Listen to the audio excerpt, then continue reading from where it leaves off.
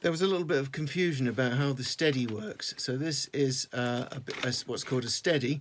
It sits on the lathe, it's bolted to the bed, you can take it off, and these arms or fingers come in and out. Now in the old days I used to have one that just had wooden ends like this, and you used to have to lubricate them all the time with beeswax or tallow or something. But I'm now using roller blade wheels. So these are adjustable, so you can fit large pieces of wood or small pieces of wood. And the idea is when you have a long piece of wood and you want to go in at one end, you're holding it with a chuck at the other end, and if you didn't have a steady it would just do that and go mad and fall off and punch you in the face.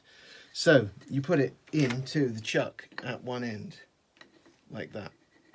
You take your chuck key, which always hangs up safely. I just tighten it ever so slightly to hold it.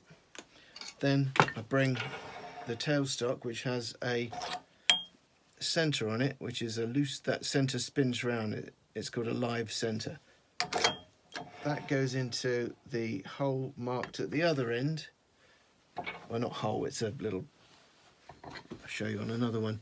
I mark each end with the centre punch, and then the piece of wood, the square piece of wood, is trimmed on the bandsaw and then turned round at both ends.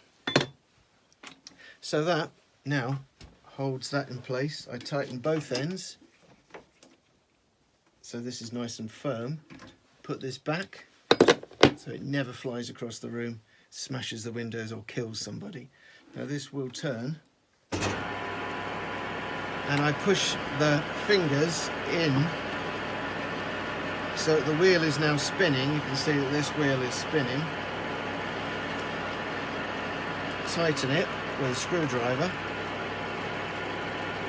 Do the same on the second one and the third one.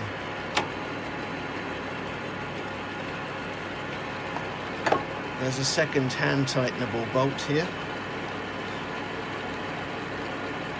Now I can take away the tailstock, and there's the piece of wood spinning in the steady. Nice and central, so then I can use